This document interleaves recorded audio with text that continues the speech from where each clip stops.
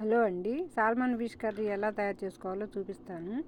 శుభ్రంగా కడిగి పెట్టుకున్న ఫిష్ ముక్కలు 800 గ్రాములు తీసుకున్నాను. మీడియం సైజు ఉల్లిపాయలు 2 చిన్నగా ముక్కలుగా కట్ చేసి పెట్టుకోవాలి. ఒక టమాటా తీసుకొని ముక్కలు కట్ చేసుకోవాలి. 4 పచ్చిమిర్చి ముక్కలు.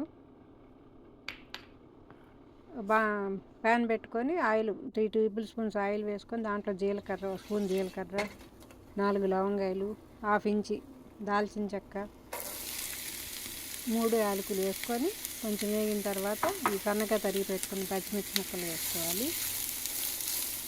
ఇది కొంచెం బాగా వేగాలి. వేగిన తర్వాత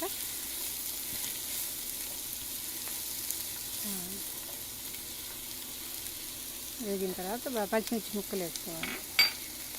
ఈ పచ్చిమిర్చి ముక్కలు వేసుకున్న తర్వాత అల్లం మనం చక్కగా అప్పటికప్పుడు నూరి కర్రీలో వేసుకుంటే చాలా బాగుంటుంది. అంతా 2 ఇంచెస్ అల్లం ముక్క,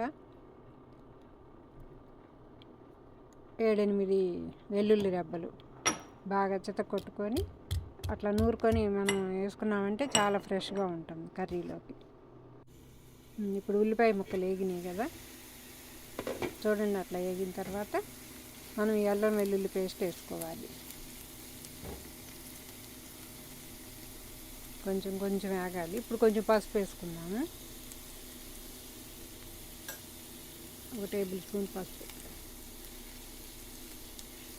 వేస్తే తొందరగా మగ్గిపోతుంది అన్నమాట. ఇప్పుడు చూడండి ఎట్లా మగ్గిపోయింది. ఈ కలర్ వచ్చిన తర్వాత గోల్డ్ కలర్లో రావాలి. ఇప్పుడు వేగిపోయింది ఉల్లిపాయ ముక్కలు. ఇప్పుడు అల్లం వెల్లుల్లి పేస్ట్ వేసుకోవాలి. అల్లం వెల్లుల్లి పేస్ట్ మెత్తగా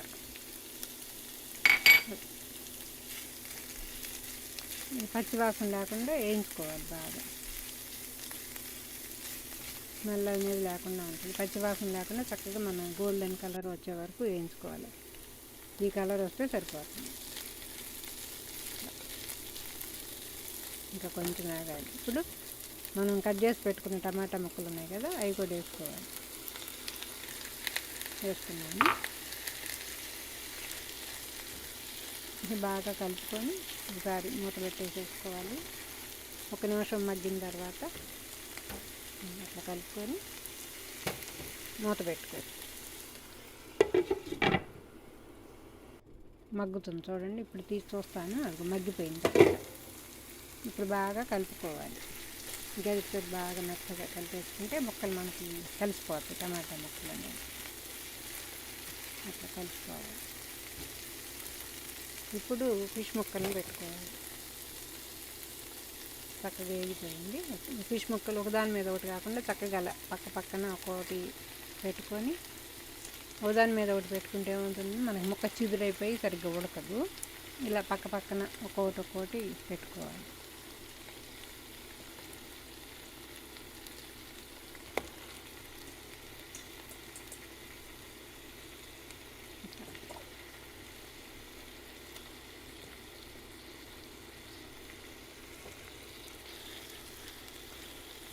కొంచెం మెల్లగా అట్లా కలిపేసేసుకొని మూత పెట్టుకోవాలి.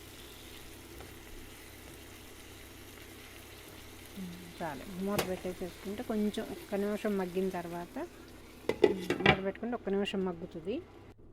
చూడండి ఎట్లా మగ్గిందో. అది చాలు. ఇక అట్లా మగ్గిన తర్వాత మూత ఓపెన్ చేసేసి మన చింతపండు పులుసు నేను 2 టేబుల్ స్పూన్లు సాల్ట్ వేసుకున్నాను. 2 టేబుల్ స్పూన్లు కారం,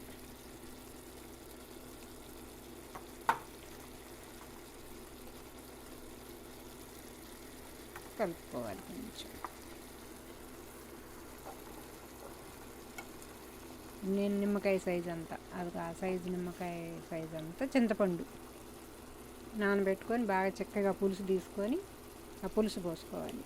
స్టార్టింగ్లో పుల్లగా ఉన్నా కూడా ముక్కకు పట్టేసిన తర్వాత పులుపు అనేది తగ్గుతుంది. ముక్కకు పులుపు పీల్చుకుంటుంది కదా, అప్పుడు ముక్క బాగుంటుంది. పులుపు పట్టేసేసి చింతపండు పులుసు పోసేసుకోవాలి. మొత్తం పోసుకున్నాం. గరిటె కొంచెం మెల్లగా అలా తిప్పుకుంటే అదంతా కలిసిపోతుంది. కారం, ఉప్పు, పులుపు కూడా కొంచెం కలిసిపోతుంది మనకి.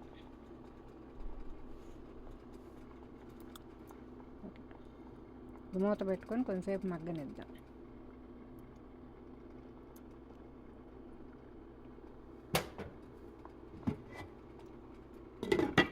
కొంచెంసేపు మగ్గిన తర్వాత చూద్దాం. చూడండి ఎంత చక్కగా ఉడుకుతుందో. చక్కగా అట్లా ముక్క అంటుకోకుండా చక్కగా అట్లా మనం గరిటె పెట్టి తిప్పుకోకుండా చక్కగా అట్లా రెండు పక్కల పట్టుకొని అట్లా తిప్పితే సరిపోతుంది. చక్కగా ఉడుకుతుంది. ఉప్పు కారం ఇదంతా చక్కగా దానికి పడుతుందండి. పులుపు అనేది ముక్క పట్టి పీల్చుకుంటుంది. ఇంకొక 5 మినిట్స్ ఉడకనిద్దాము. అది చూడండి ఎంత చక్కగా ఉడికిందో. ఇంకా నీరు ఉంది మనకి. ఒక చిన్న స్పూన్తో గరం మసాలా పొడి వేసుకోవాలి.